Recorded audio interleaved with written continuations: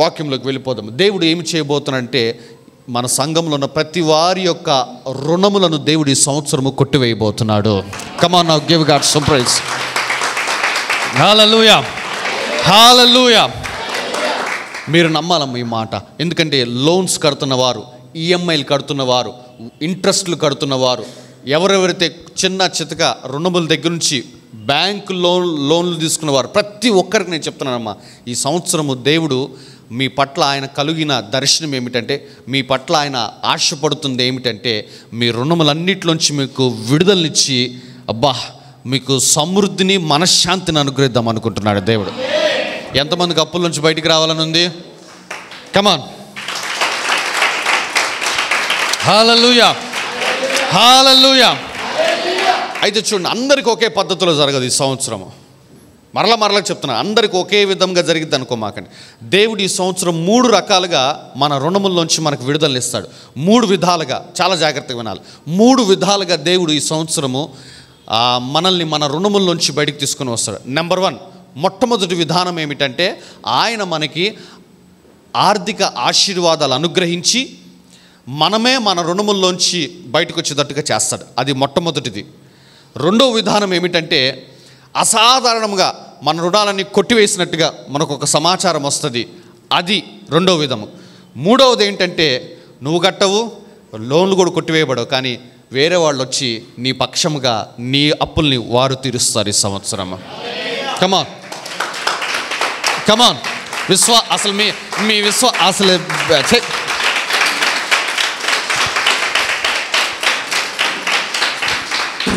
ఏంటి, ఎవరైనా అమ్మో పాస్టర్ గారు అసలు అప్పులోడు నాకు బంధువు అయిపోయాడు, ఇప్పుడు వాడు ఆత్మ బంధువా ఏందది, ఆపద్ బాంధవుడా ఏదో అంటారు కదా, వాడైపోడు, వాడు లేకుండా నేను ఉండలేనని అనుకుంటున్నారా ఎవరైనా? లేదమ్మా. Debt is spiritual. అప్పు అనేది, రుణం అనేది ఆత్మ సంబంధమైనది. దానిని వదిలించుకోకపోతే తరతరాలకు పాకిద్ది అది. మొట్టమొదటి ఏ విధంగా దేవుడు సహాయం చేస్తాడో చూపిస్తాను చూడండి.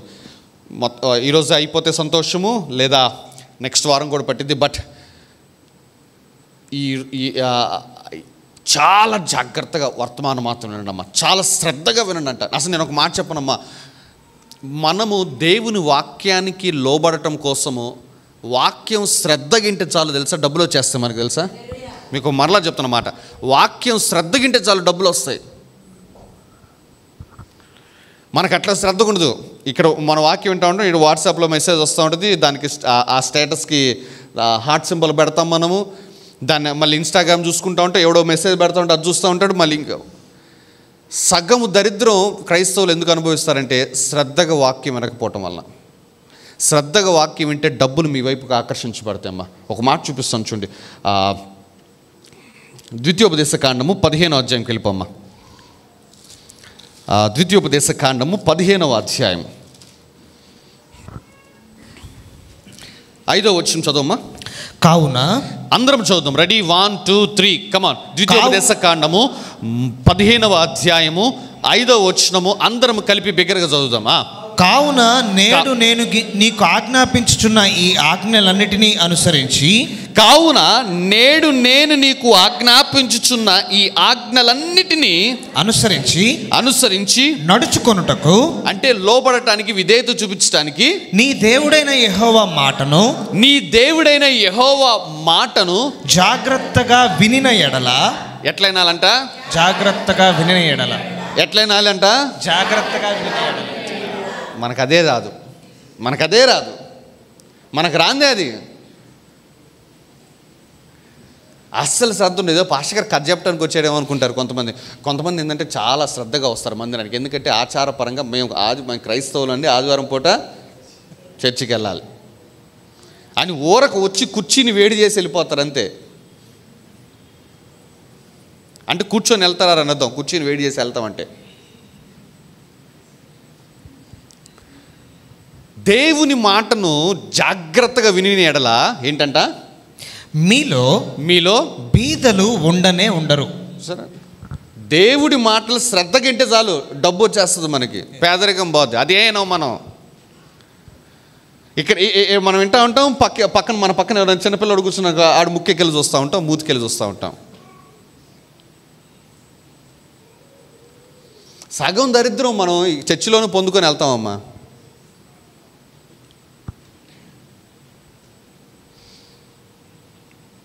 ఆ తర్వాత వచ్చింది చదువయ్యా. ఏలయనగా నీ దేవుడైన యెహోవా నీతో చెప్పి ఉన్నట్టు నిన్ను ఆశీర్వదించును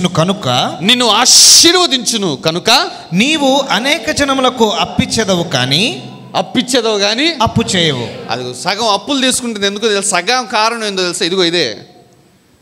ఒక బైబిల్ పట్టుకొని రాము, ఒక వాక్యం నోట్ చేసుకోము, దాన్ని తీసుకుని ఇంటికి వెళ్ళి ధ్యానించుకోవటం, శ్రద్ధగా ఉంటే ఏముండదు అంతే. ఎందుకు వస్తాయి డబ్బులు చెప్పండి. ఇంకా నేను అలా ఆ మాట దేవుడు అన్నాడు, నీ దేవుడని యెహోవా మాటను నువ్వు జాగ్రత్తగా విని ఎడల మీలో బేదలు ఉంటారు అంటారు.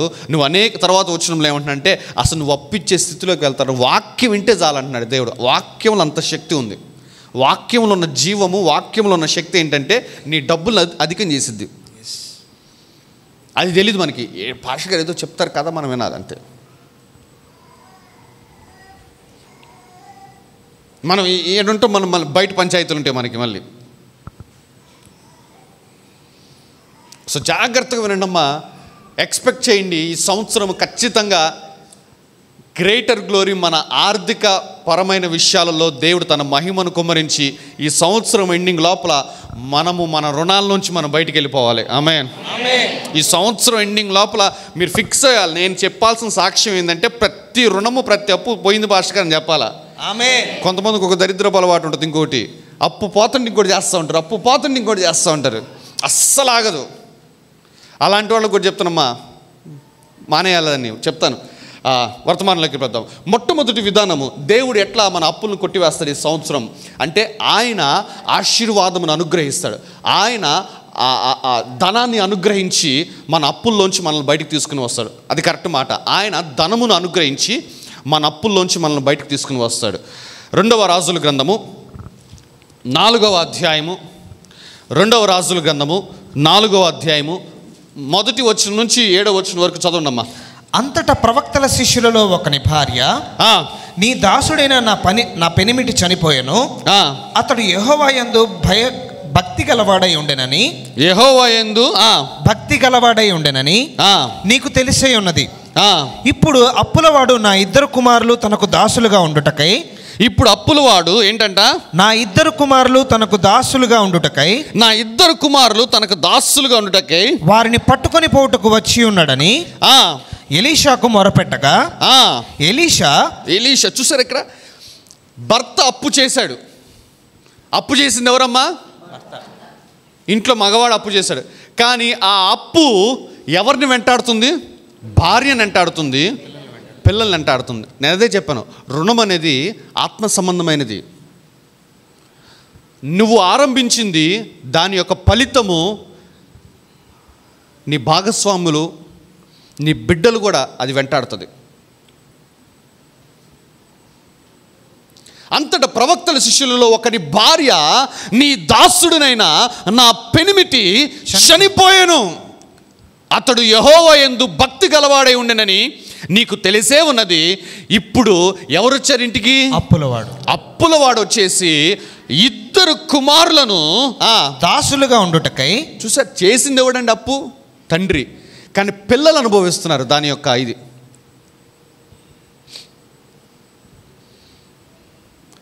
చాలా జాగ్రత్తగా వినాలమ్మా, చాలా జాగ్రత్తగా అర్థం చేసుకున్నమ్మా. రుణము తీసుకోవటం అనేది నేను చెప్తున్నాను, అది ఒక ఆత్మ సంబంధమైనది.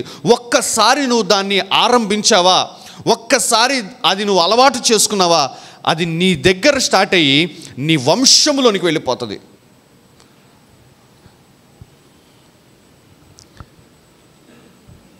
అంటే ఏంటి పాస్టర్ గారు, మరి ఇప్పుడు ఎంత కష్టం వచ్చినా అప్పు తీసుకోకూడదా, ఎవరి దగ్గర చేయి చాపకూడదా అంటే ఎస్, ముమ్మాటికి అదే చెప్తాను నేను. ఇక్కడ భర్త కంటే భార్య నా ఫేవరెట్ అమ్మాయి ఇందులో. ఎందుకంటే అప్పులు వాడు వచ్చేసేసి ఇంట్లో పిల్లల్ని చొక్కా పట్టుకుని లాక్కెళ్తుంటే ఈ అప్పు తీర్చుకోవడం కోసము ఇంకొక అప్పు వాడి దగ్గరికి వెళ్ళాల. మీకు అర్థమైందా? చాలామంది వాళ్ళు ఫోన్ చేస్తున్నారండి, వాడు ప్రెషర్ పెడుతున్నాడండి, వాడికి డబ్బులు కట్టాలండి అని చెప్పేసి ఈ అప్పు తీర్చుకోవడం కోసము ఇంకొక దగ్గర అప్పు చేస్తాం. ఆ తర్వాత అది తీర్చుకోవటం కోసము ఇంకొక దగ్గర అప్పు చేస్తాం. బట్ ఈ యొక్క కథలో ఆ స్త్రీ ఉంది చూసారా, ఆమె భక్తి గల స్త్రీ. అంటే పాపం ఆమె వాళ్ళ ఆయన మెచ్చుకోవాలి కాబట్టి మెచ్చుకుంది, కానీ మనసులో పిచ్చి తిట్లు తిట్టుకొని ఉన్నది. అసలు నువ్వు చేసిన పనికి ఇదంతా, నాకు చెప్పా పెట్టకుండా అప్పు చేసావు అని చెప్పేసి. మరి అప్పు అతడు చేశాడన్న విషయం ఆమెకు తెలిసింది. ఆ అప్పుల వాడు వచ్చేసాడు, బిడ్డల్ని తీసుకుని వెళ్తుంటే ఆమె ఇంకొక అప్పుల వాడి దగ్గరికి వెళ్ళిపోయి ఇంకొక చోట అప్పు ముట్టిద్దేమో అని చెప్పేసి ప్రయత్నం చేయలేదు, కానీ సరాసరిగా దేవుడి దగ్గరికి వెళ్ళింది. అంతే, దైవజనుడి దగ్గరికి వెళ్ళింది, ప్రార్థన చేయించుకో. అంతేగాని పాష గారి దగ్గరికి వెళ్తే ఏమొస్తుంది, దైవజనుడి దగ్గరికి వెళ్తే ఏమొస్తుంది, ఆయనే మనం ఇచ్చేదాని మీద బతుకుతున్నాడు కదా అని అనుకొని వెనక్కి వెళ్ళిపోవాలా, ఇంకొక దిక్కు ప్రయత్నం చేయాలా, ఇంకొక చోట చేయి చాపలా. ఎంత కష్టం వచ్చినా పాస్టర్ గారు అప్పు చేయొద్దన్నారు కదా, ఇంతకంటే పెద్ద కష్టం నీకు రాలేదుగా. అప్పులోడు వచ్చి నీ పిల్లల్ని తీసుకుని వెళ్ళాడేమన్నా, జైల్లో పెట్టాడా? పెట్టలేదు కదా. మరి ఎందుకు నువ్వు ఈ అప్పు తీర్చుకోవడం కోసం ఇంకొక చోటుకి ఎందుకు వెళ్తున్నావు? ఇక్కడ బిడ్డల్ని బానిసలుగా చేసుకుని వెళ్ళిపోతుంటే కూడా ఇంకొక అప్పుల వాడి దగ్గరికి వెళ్ళలేదు. అంత కష్టంలో కూడా దేవుని దగ్గరికి వెళ్ళింది, ప్రార్థనే చేయించుకుంది, దేవుని మీద ఆధారపడింది, కానీ ఇంకొక వైపు ఆధారపడలా. ప్రభు ఆమె విశ్వాసాన్ని చూచి ఆమెకు ఆ ఇంట్లో అద్భుతం అనుగ్రహించాడు. ఆమేన్, హల్లెలూయా. చదవండి ఆ తర్వాత వచ్చినాలు. ఎలీషా నా వలన నీకేమి కావలెను, నా వలన నీకేమి కావాలను, నీ ఇంటిలో ఏమి ఉన్నదో అది నాకు తెలియజెప్పుమనెను. అబ్బా చూసారా, చదవమ్మా. అందుకామె నీ దాసురాలైన నా ఇంటిలో నూనె కుండ ఒకటి ఉన్నది, అది తప్ప మరి ఏమీ లేదా. అతడు నీవు బయటకి పోయి నీ ఇరుగు పొరుగు వారందరి యొద్ద దొరకగలిగినట్టి పాత్రలన్నిటినీ ఎరవు పుచ్చుకొనము. అప్పుడు నీవు నీ ఇంటిలోనికి వచ్చి నీవును నీ కుమారులను లోపల నుండి తలుపు మూసి ఆ పాత్రలన్నింటిలో నూనె పోసి నిండినవి ఒక తట్టును ఉంచమని ఆమెతో సెలవీయగా, ఆమె అతని యొద్ద నుండి పోయి తానును కుమారులను లోపల నుండి తలుపు మూసి కుమారులు తెచ్చిన పాత్రలలో నూనె పోసెను. పాత్రలన్నీ నిండిన తరువాత ఇంకా పాత్రలు తెమ్మని ఆమె తన కుమారుడితో చెప్పగా వాడు మరేమీ లేవని చెప్పెను. అంతలో నూనె నిలిచిపోయెను. ఆమె దైవజనుడైన అతని యొద్దకు వచ్చి సంగతి తెలియజెప్పగా అతడు, నీవు పోయి ఆ నూనెను అమ్మి నీ అప్పు తీర్చి మిగిలిన దానితో నీవును నీ పిల్లలను బ్రతుకుడని ఆమెతో చెప్పెను. ఎట్లా అప్పు తీర్చుకుందో చూడండి, దేవుడు ఎట్లా ఆమె అప్పు తీర్చాడు చూడండి. కడుపును పుట్టిన 2 పిల్లల్ని వాడెవడో వచ్చి, అసలు ఈమెకు సంబంధం లేదు, అప్పు చేసినోడు చనిపోయాడు, కానీ అతను ఎవరో వచ్చేసేసి ఆ 2 బిడ్డల్ని లాక్కొని వెళుతుంటే అటువంటి క్లిష్టమైన పరిస్థితుల్లో కూడా ఒక తీర్మానం తీసుకుంది, ఇంకొక చోట నేను అప్పు చేయను, ఇస్తే దేవుడే ఇవ్వాల్సిందే, లేదంటే నా పిల్లలైన బానిసలుగా వెళ్ళిపోవాల్సిందే, దేవుడు తప్ప ఇంకొక దగ్గరికి నేను వెళ్ళను, ఇంకొకరి దగ్గర చెయ్యి చాపను అని ఆమె తీసుకున్న ఆ నిర్ణయం, ఆమె చూపించిన ఆ విశ్వాసము, ప్రభు ఏం చేస్తాడంటే ఆ ఇంట్లో ఉన్న నూనె కుండని ఆశీర్వదించాడు. ఆ పట్టణంలో ఉన్న ప్రజలందరి దగ్గరికి వెళ్ళి పాత్రలు తీసుకొని రా అన్నాడు దైవజనుడు. అందరి దగ్గరికి వెళ్ళి పాత్రలో ఎరువు తెచ్చుకుంది. ప్రతి పాత్రలో నింపుతానే ఉన్నది నూనె అయిపోవటంలా, ప్రతి పాత్రలలో నింపుతానే ఉంది నూనె అయిపోవటంలా. అటువంటి అద్భుతము చేస్తాడమ్మా. నేను చెప్తున్నానమ్మా, ఈ సంవత్సరము మనమందరము, ఇంక్లూడింగ్ నన్ను కూడా కలిపి నేను చెప్తున్నామ్మా, మనమందరం తీసుకోవాల్సిన నిర్ణయం ఏంటంటే, ఎంత కష్టం వచ్చినా, ఎంత ఇబ్బంది వచ్చినా ఇంకొక చోట అప్పు చెయ్యము అన్న నిర్ణయం తీసుకుంటే దేవుడు ఖచ్చితంగా మనల్ని మన రుణముల నుంచి బయటికి తీసుకుని వస్తాడంటున్నాను. కమాన్, హల్లెలూయా, హల్లెలూయా. అసలు దేవుడు నాతో మాట్లాడిన మాట ఏంటంటే, అసలు సరైన యాజకత్వము, సరైన నాయకత్వం అంటే ఇదే. అతన్ని వెంబడించే వాళ్ళు మనుషుల మీద ఆధారపడకుండా దేవుని వైపు ఆధారపడేటట్టుగా తీర్చిదిద్దితే అదే సరైన యాజకత్వము, సరైన నాయకత్వం అన్నాడు దేవుడు నాతోటి. అందుకే ఉదయకాల సమయంలో చాలా సీరియస్గా చెప్తున్నానమ్మా, ఎంత కష్టం వచ్చినా ఇంత కష్టం రానివాడు దేవుడు, మీకు ఇంత కష్టం రానివాడమ్మా. మహా అయితే ఒక 2 సార్లు చేసేవాడు ఫోను 20 సార్లు చేస్తాడంతే. కానీ దీనికే మనం ఏం చేస్తామంటే, అమ్మో మేమెందుకు మాట అనిపించుకోవాలి, ఇక్కడ దాకా ఎందుకు రావాలి, అసలు అందుకు ఫోన్ చేయాలి అని ఇతని దగ్గర తీర్చుకోవటం కోసము ఇంకొకరి దగ్గర చేస్తాము. దేవుని మీద విశ్వాసం కనపరచడం లేదు. వాడి దగ్గర అప్పు తీసుకుంటాం, వీడికి ఇచ్చేసేసి ఎందుకు దేవుడు అసలు ఏం కార్యం చేయటం లేదు. ఏంటంటే నువ్వు ఎక్కడిచ్చే అవకాశం దేవుడు కార్యం చేయటానికి? నా నిమిత్తము జనులు మిమ్మల్ని హింసించి నిందించి మీ మీద అబద్ధముగా చెడ్డ మాటలు పలికినప్పుడు ఆ వచనంకి వెళ్ళిపోయా. మత్తయి సువార్త 5వ అధ్యాయము 11వ వచనం అనుకుంటా, త్వరగా. మత్తయి సువార్త 5వ అధ్యాయము ఎన్ని వచనమా? 11 చదవమ్మా. నా నిమిత్తము జనులు మిమ్మల్ని నిందించి హింసించి, జనులు మిమ్మల్ని నిందించి, అసలు పడనండి, దేవుడి మీద నమ్మకం పెట్టుకున్నావు, వాడు వచ్చి అప్పుడు టైం కట్టలేకపోతున్నావు, తిడుతున్నాడు.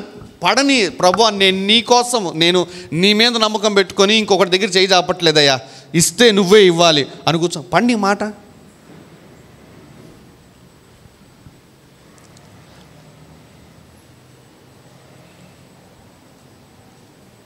నేను చెప్తానమ్మా, ఒకవేళ అవతల వాడు నోరు జారి ఒక మాట అన్నా కూడా వాడి చేత నీకు జేజేలు కొట్టిస్తాడు నీ దేవుడు. హల్లెలూయా, హల్లెలూయా, హల్లెలూయా. కానీ అటువంటి కార్యం జరగనివ్వం మనం. ఈ లోపల తొందర, ఈ లోపలే తత్తరలాడుతూ ఉంటాం, ఈ లోపలే భయం, అమ్మో కట్టేయాలి, అమ్మో కట్టేయాలి, అమ్మో కట్టేయాలి. ఈ దేవుని మీరేం చేస్తున్నారంటే, మీరు టెన్షన్ పడి దేవుని మాత్రం చల్లగా కూర్చోబెడుతున్నారంతే. కానీ దేవుడు మీ అప్పులు, మీ రుణాలు లెక్క కట్టి ఈ సంవత్సరము గ్రేటర్ గ్లోరీ, గొప్ప మహిమ ఏమిటంటే మిమ్మల్ని మీ రుణములోంచి బయటకు తీసుకుని వస్తా అంటున్నాడు దేవుడు. కానీ ఈ నిర్ణయం తీసుకోవడానికి సిద్ధంగా ఉండాలి నువ్వు. ఎంత కష్టం వచ్చినా, కొంతమంది అసలు అప్పు చేసి చికెన్ తింటారు తెలుసా కొంతమంది. నేను మాట్లాడింది మీలో కొంతమంది గురించే, మీకు తెలియదు అన్నట్టు ఉండమాకని. నేను బయట వాళ్ళ గురించి మాట్లాడాల. ఆదివారం పూట అసలు నాన్ వెజ్ లేకపోతే అప్పు చేసేనే తినాలన్న లెక్కలో ఉంటాం మనం.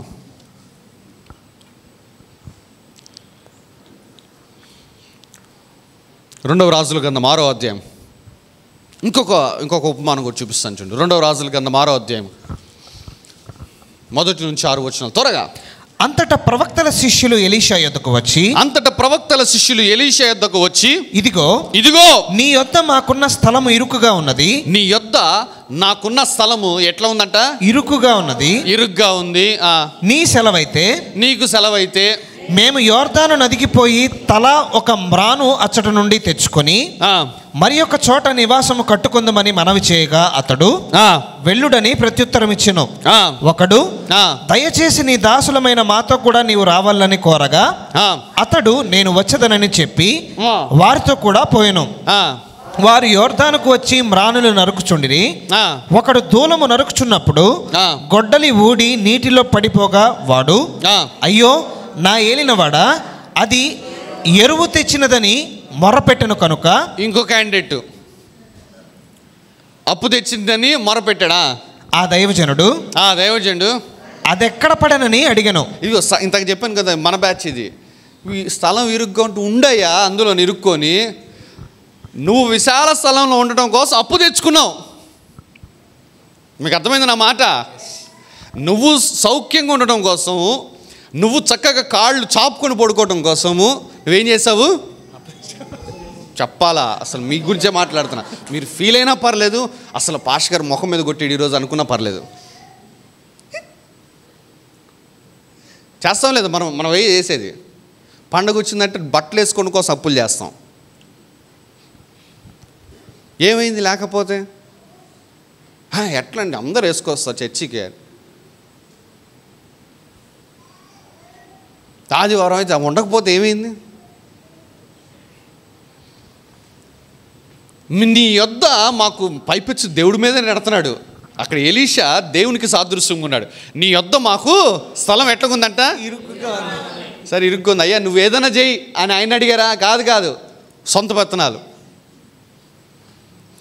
చదువు వచ్చింది, మొదటి వచ్చింది మళ్ళా. ఇదిగో నీ యొద్ద మాకున్న స్థలము ఇరుకుగానున్నది. సరిపోవట్లేదు జీతం బట్టలు కొనుక్కోవటానికి, సరిపోవట్లేదు జీతం ఇల్లు గడుపుకోవటానికి. ఇల్లు గడపలేనంత పరిస్థితుల్లోకి ఎందుకు తీసుకుని వెళ్ళావు? నీ జీతం ఎంత, నువ్వెంత?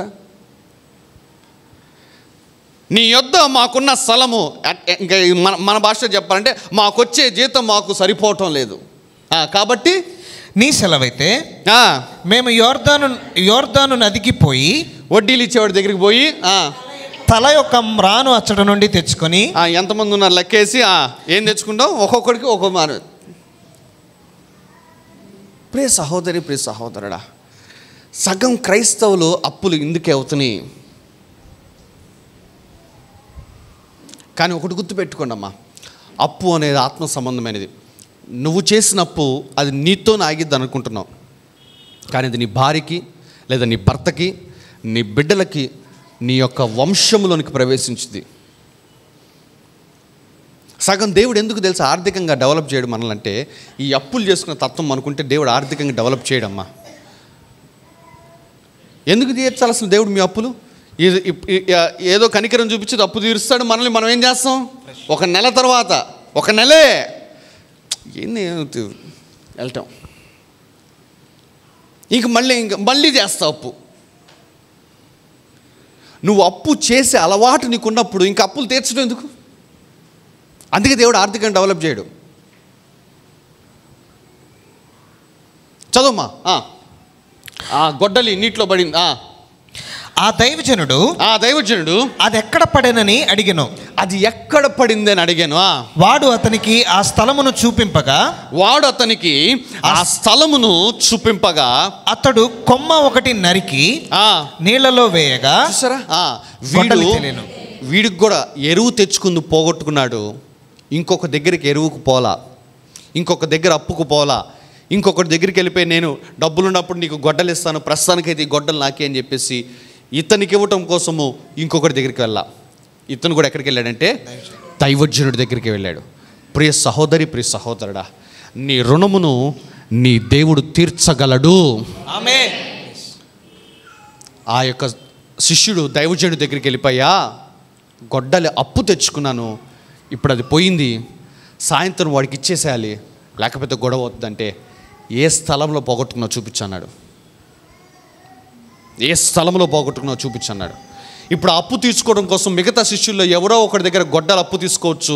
ఇప్పుడు అప్పు తీర్చడం కోసము మిగతా వాళ్ళ దగ్గర ఏదో ఒకటి చేయొచ్చు, కానీ ఇవేమీ చేయలేదు. నేరుగా దైవజనుడి దగ్గరికి వెళ్ళాడు, నేరుగా ప్రభు దగ్గరికి వెళ్ళాడు. ఈ ఉదయకాల సమయంలో నీవు గనక మనుషుల వైపు ఇంక చూడటం ఆపేసేసి నీ రుణములు తీర్చేది దేవుడే అని నీ మనసులో నువ్వు నిశ్చయం చేసుకొని దేవుని మీద ఆధారపడి దేవుని వైపు చూస్తే, ప్రియ సహోదరి, ప్రియ సహోదరుడా, ఆ యొక్క దాసురాలు ఇంట్లో నూనె కుండను అభివృద్ధి చేసిన దేవుడు, ఈ నీటిలో నుంచి గొడ్డల్ని పైకి తెల చేసిన దేవుడు, నిన్ను కూడా నీ రుణముల్లోంచి, నీ అప్పుల్లోంచి దేవుడు బయటకు తీసుకుని వస్తాడు ఉదయకాల సమయంలో. కమాన్, దేవునికి మహిమ. హల్లెలూయా, హల్లెలూయా, హల్లెలూయా. సో మొట్టమొదటికి ఎట్లా దేవుడు అప్పులు తీరుస్తాడు అంటే, ఇదిగో మనకి ధనముని అనుగ్రహించడం ద్వారా దేవుడు అప్పులను తీరుస్తాడు. ఇంకొకటి కూడా చూపిస్తాను చూడండి, లూకాసు వార్త 5వ అధ్యాయం. లూకాసు వార్త 5వ అధ్యాయం 4వ వచనం నుంచి 6వ వచనం వరకు చదువుకుందాం. ఆయన బోధించుట చాలించిన తరువాత నీవు దోణెను లోతునకు నడిపించి చేపలు పట్టుటకు మీ వలలు వేయుడని సీమోనుతో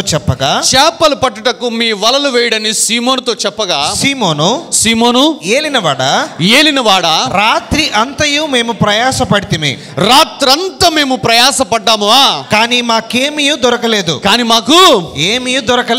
ఏమీ దొరకలేదు. అయినను నీ మాట చొప్పున వలలు వేస్తానని ఆయనతో చెప్పాను. నీ మాట చొప్పున వలలు వేస్తామని విశ్వాసాన్ని విడుదల చేస్తున్నాడు ఇక్కడ పేతురు కూడా. God requires faith to do a miracle. దేవుడు మన జీవితాలలో మనల్ని మన రుణముల్లో నుంచి, మనల్ని మన ఆర్థిక పరమైన శ్రమల్లోంచి బయటకు తీసుకొని రావడానికి మీ నుంచి దేవుడు ఆశిస్తుంది ఏంటంటే మీ విశ్వాసము. యేసుక్రీస్తు ప్రభువారు అన్నారు, వలలు వేయంటే రాత్రంతా మేము ప్రయాసపడ్డాము, ఒక్క చేప కూడా దొరకలా. కానీ నువ్వు చెప్పావు, నీ మాట మీద విశ్వాసంతో నేను మరలా వల వేస్తా అన్నాడు. చదవమ్మా. వారు అలాగు చేసి విస్తారమైన చేపలు పట్టిరి. He provided. విస్తారమైన చేపలు పట్టారు. విస్తారమైన చేపలు పట్టారమ్మా. దేవుడి మీద విశ్వాసాన్ని ఎప్పుడైతే మనము ఆర్థికపరమైన విషయాలలో మనం కనపరుస్తామో, నీ ఆదాయం ఎందుకు అభివృద్ధి కాదు, నీ వ్యాపారం ఎందుకు అభివృద్ధి చెందదు, నువ్వు ఎందుకు కోటీశ్వరుడు కాలేవు చెప్పు? దేవుని మీద మనం విశ్వాసం పెట్టుకోవటంలా. ఆర్థికపరమైన విషయాల్లో మరి ముఖ్యంగా నేను చెప్తున్నామ్మా, రక్షణ పొందడం కోసం వాడిన విశ్వాసాన్ని మీరు ఆర్థికపరమైన విషయాల్లో వాడితే, ఈ పాటికి నేను అంటానమ్మా, మీరు అందరూ కార్లు వేసుకుని వచ్చేవాళ్ళు మందిరానికి. ఏం దేవుడు ఏం చెప్పాడా? ఇప్పుడు నేను చెప్పాను, ఏమన్నాను? అమ్మా, రక్షణ పొందాలంటే నీటి బాప్తిజం తీసుకోవాలన్నావు, గుడ్డిగా చేసావుగా. మరి అక్కడ గుడ్డిగా మునిగి నీవు ఎందుకు ప్రభువుని ఆర్థికపరమైన విషయాల్లో దేవుని యొక్క స్వరం కోసం కనిపెట్టి ఆయన చెప్పింది ఎందుకు గుడ్డిగా చేయవు? రక్షణ కోసం వాడిన విశ్వాసాన్ని మనము గనక ఆర్థికపరమైన విషయాల్లో వాడింటే, నేను చెప్తానమ్మా, చిన్న పెద్ద అని తేడా లేదమ్మా, ప్రతి ఒక్కరిని దేవుడు ఆశీర్వదిస్తాడు. అమెరికా దేశంలో 15 ఏళ్ల ఒక బాలుడు ఉన్నాడు. వాళ్ళ సంఘంలో వాళ్ళ యొక్క యూత్ పాస్టర్ ఆ యవనస్తులకు బోధించే ఆ బోధకుడు ఒక రోజు అన్నాడంట, మిషన్స్ ట్రిప్ వెళ్ళాలి అంటే మీరే సొంత డబ్బులు ఖర్చు పెట్టుకొని మీరు పలానా ప్రాంతాలకు వెళ్ళి అక్కడ సువార్త చెప్పి రావాలి 1 నెల అని చెప్పేసి ఒక స్కెడ్యూల్ ఇచ్చాడంట. ఈ యొక్క యవనస్తుడు 15 ఏళ్ల వాడు, తల్లిదండ్రులు లేరు. అయితే యవనస్తుడు ఆ రోజు ఉదయకాల సమయంలో సేవకుడు చెప్పిన వర్తమానం విన్నాడు. ఏమిటంటే, నీవు మాట్లాడితే దేవుడు నీకు అనుగ్రహిస్తాడు. కాకుల చేత ఏలియాకి రొట్టెను మాంసమును తీసుకుని వచ్చాడు కదా, దేవుడు నీ జీవితంలో కూడా అద్భుతం చేస్తాడంటే, ఆ ఉదయం విన్న వర్తమానం మైండ్లో పడిపోయిందంట ఆ యవనస్తుడికి. వెళ్ళి తన ఇంటి వెనక ఉన్న ఒక చెట్టు దగ్గర నిలబడిపోయి, కాకులు చెట్ల మీదకి వాళ్తాయి కదా అని చెప్పేసి చెట్టుతో మాట్లాడాడంట. 3 రోజుల్లోనే అతడుకు కావాల్సిన ధనము కంటే 10 ధనము నిజంగానే కాకులు వచ్చి చెట్టులో పెట్టిపోయినాయి అంట. ఇది అమెరికాలో జరిగిన మాట. Come on now, give God some praise.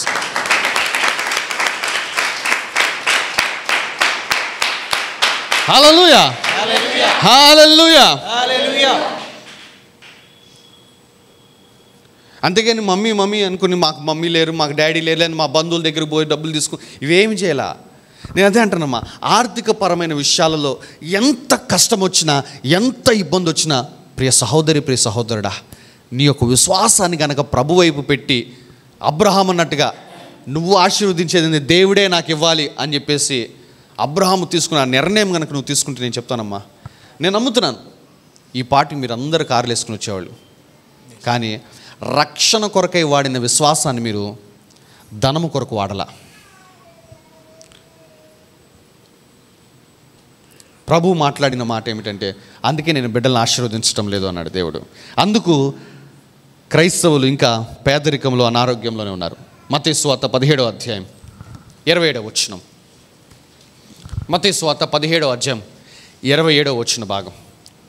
ఏమో నేర్చుకుంటున్నారు ఈ ఉదయకాల సమయంలో?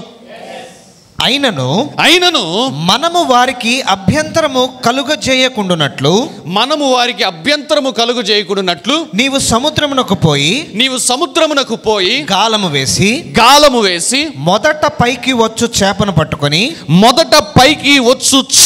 పట్టుకొని దాని నోరు తెరిచిన ఎడల ఒక షెకెలు దొరుకును, ఒక షెకేము దొరికెను. దానిని తీసుకొని నా కొరకును నీ కొరకును వారికి ఇమ్మని అతనితో చెప్పాను. చూసారా, 3 సంఘటనలు చూపించానమ్మా. మొట్టమొదటిది ఆయన తైలమును అనుగ్రహించాడు, రెండవది ఆయన చేపలను అనుగ్రహించాడు, మూడవది ఆయన నీ బోటు ఉంటగా చేపలు తైలం అంటే ఓకే అండి ఫస్ట్ డబ్బులు ఇస్తాడు, అదేమంటే ఇంకో డబ్బులనే ఇచ్చాడు. మూడవది, నీ విశ్వాసాన్ని నువ్వు ప్రభు వైపు కనపరిస్తే, ఆ దైవజనరాల జీవితంలో, ఆ శిష్యుడు జీవితంలో, పేతురు జీవితంలో, ఇదిగో ఇప్పుడు జరిగినట్టుగా నీ జీవితంలో కూడా అద్భుతాలు చేస్తాడు అమ్మా. ఆమేన్. అందరికీ నష్టం వచ్చే వ్యాపారం నువ్వు చేసినా సరే అందులోంచి దేవుడు నీకు ఆశీర్వాదాన్ని బయటకు తీసుకొస్తాడు.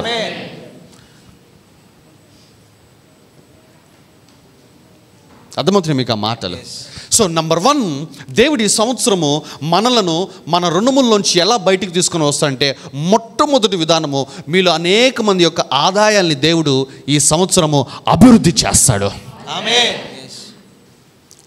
దానికి కూడా కండిషన్ పెట్టాడు దేవుడు. ఏమన్నాడంటే, మీ విశ్వాసము, మీ ఆధారము నేనైతేనే. కొంతమంది ఉంటారు తెలుసా, మా ఫ్రెండ్స్ ఒక బ్యాచ్ ఉన్నారు, మరి ఓవర్ వాళ్ళైతే. నేనే చెప్తున్నా, అసలు అప్పు తీసుకొని ఆ అప్పులో దశం భాగం వేస్తారు తెలుసా కొంతమంది. తీసుకున్న అప్పులో దశం భాగం. నువ్వు తీసుకుంది ఎంత కరెక్ట్గా పలానోడి కడతాను. ఇప్పుడు ప్రదీప్ దగ్గర నేను 10,000 కట్టాలి, నేను సంతోష్ దగ్గర తీసుకున్నాను, నేను 10,000 ఇచ్చేసాను ఆ ప్రదీప్ కంటే కాదు. అక్కడ కూడా ఆపా. నేను ఏం చేశాను? 1000 ఆపా. అసలు దేవుడు అప్పే తీసుకోవద్దు, అది పాపం అన్నాడు. నువ్వు తీసుకుంది అప్పు, మళ్ళీ అందులో ఆయన ఫీల్ అవుతాడేమో చెప్పి ఆయనకు ఒక 1000 రూపాయలు ఇవ్వటం. నిజమా కాదు నేను మాట్లాడుతున్న మాటలు? మీరు చూడలేదేమో, నేను చూసి నేను బిత్తరపోయా, ఈ టైప్ దశం బాగా నేను ఎక్కడ వెళ్ళలేదురా బాబు అనుకున్నాను నేను. ప్రియ సహోదరుడు, దేవుడు రుణములోంచి బయటికి తీసుకుని వస్తాడు. కానీ మొట్టమొదటి కండిషన్ పెట్టింది ఏంటంటే, ఇక నువ్వు మరలా రుణములు చేయటానికి వీలు లేదు. అలా అయితేనే దేవుడి సంవత్సరము మిమ్ములను మీ రుణములోంచి బయటికి తీసుకుని వస్తాడు. ఎంత కష్టం వచ్చినా సరే. ఏమ్మా, బిడ్డలు లాక్కెళ్తున్నారు ఎవరైనా? లేదు కదా. నిన్ను నీ ఇంట్లోంచి బయటికి లాగేశారా? నీ ఇంటి వాళ్ళ పేరు మీద రాసేసుకున్నారా? ఇవేమీ చేయలేదు కదా. ఒకవేళ ఇవి జరిగినా సరే, నా నిమిత్తము దేవుడి మీద విశ్వాసం పెట్టుకున్నావు, నా నిమిత్తము జనులు మిమ్మలను హింసించి నిందించి మీ మీద అబద్ధముగా చెడ్డ మాటలు పలికినప్పుడు సంతోషించి ఆనందించు. నీకు అప్పు ముట్టక కాదు, నువ్వు వెళ్తే అప్పు ఇచ్చేవాళ్ళు 100 మంది ఉంటారు, కానీ అయినా వెళ్ళకుండా దేవుడే అద్భుతము చేయాలని దేవుడి మీద కనిపెట్టుకుని ఉన్నావు. ఆ విషయంలో నీకు శ్రమ కలిగింది, ఆ విషయంలో నీకు నింద వచ్చింది, ఆ విషయంలో నీకు అవమానం వచ్చింది. కానీ నీ అవమానమునకు, నీ నిందకు, నీ శ్రమకు రెట్టింపుగా దేవుడు అనుగ్రహిస్తాడు ఆశీర్వాదాన్ని. హల్లెలూయా, హల్లెలూయా. అంతేగాని అప్పులు చేసుకుని బట్టలు కొనుక్కోటాలు, అప్పులు చేసుకుని తింటాలు, ఒకడికి అప్పు తీర్చడం కోసం ఇంకొకటి దగ్గరికి వెళ్ళి అప్పు చేయటాలు, ఇవి చేయమాకండమ్మా. ఎందుకంటే అప్పు అనేది, రుణం అనేది ఆత్మ సంబంధమైనది. నువ్వు చేస్తుంది అది నీకు తెలియకుండానే నీ భార్య, నీ బిడ్డలు కూడా అది అలవాటు చేసేసుకుంటారు. రుణము తీసుకోవటం, రుణం అనేది ఆత్మ సంబంధమైనది. దానిని మనము మన తరములోని ఆపివేద్దాము. ఆమేన్. ఈ సంవత్సరమే ఆపివేద్దాం అంతే. ఆమేన్, ఆమేన్. హల్లెలూయా, హల్లెలూయా. అంతేగాని ఇరుగ్గా ఉందని అతను తెచ్చుకున్నాడు కదా వెళ్ళిపోయి గొడ్డలి, అలాగే జీతం సరిపోవట్లేదు కదా అని లగ్జరీస్ కోసము రుణములు చేసుకొని శ్రమలు పడమాక. నా మాటలు అర్థమవుతున్నాయా? రెండో విధానం ఈ సంవత్సరం. సో మొట్టమొదటిది, దేవుడు ఎట్లా మన రుణముల నుంచి బయటికి తీసుకుని వస్తాడు? మనల్ని ఆర్థికంగా ఆశీర్వదించి. అంటే ట్రస్ట్ మీ, నన్ను నమ్మనమ్మా, మీ ఆదాయాలు దేవుడు డెవలప్ చేస్తాడమ్మా ఈ సంవత్సరం. ఆల్రెడీ పోయిన ఆధారం సంతోష్ టెస్టిమనీ ఉన్నారు. 10 లక్షలు సంవత్సరానికి వచ్చేది, కానీ ఈ సంవత్సరం నుంచి 15 లక్షలు ఇస్తున్నాడు. 5 లక్షలు దేవుడు అభివృద్ధి చేశాడు. ఇది మీరు కాలేదని కదా మీ బాధ? అయినో సంతోష్ 20,000 రూపాయలు జీతం ఉద్యోగం వచ్చినప్పుడు సాక్ష్యం చెప్పిన సంతోష్ నాకు తెలుసు. ఇప్పుడు 1,20,000 రూపాయలు జీతం తీసుకుంటున్న సంతోష్ సాక్ష్యం కూడా నాకు తెలుసు. ఇన్ ద స్పాన్ ఆఫ్ 3-4 ఇయర్స్లో దేవుడు 20,000 జీతగాన్ని. ఎప్పుడు నువ్వు 20,000 సాక్ష్యం చెప్పింది ఎప్పుడు? 2020లో 20,000 రూపాయలు. యూట్యూబ్లో ఉంది ఇంకా టెస్టిమనీ, వినండి. హాఫ్ హ్యాండ్స్ వేసుకొని బ్రౌన్ టీషర్ట్, ఇదే అనుకుంటా నాకు తెలిసినంతవరకు ఇదే వేసుకొని ఉన్నాడు. నేను కూడా టీషర్ట్ వేసుకుని అవతల పక్క నిలబడున్నా. 20,000 రూపాయలు ఉద్యోగం వచ్చిందండి నాకు, ఒక బండి వచ్చిందండి నాకు అని చెప్పేసి ఆనందంతో సంతోషంతో సాక్ష్యం చెప్పాడు. 4 సంవత్సరాలలో 1,20,000 రూపాయలు దేవుడు ఇస్తున్నాడు. ఇప్పుడు ఒకటి జీవితంలో చేసిన అద్భుతం మీ జీవితంలో ఎందుకు చేయడు?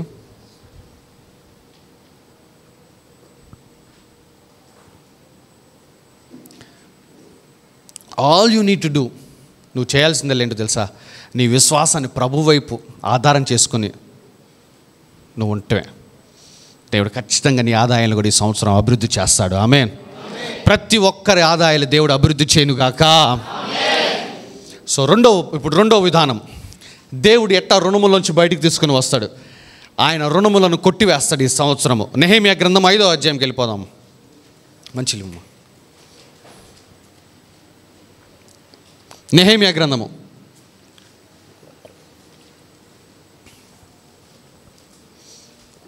5వ అధ్యాయం మొట్టమొదటి వచనం చదవమ్మా. తమ సహోదరులైన యూదుల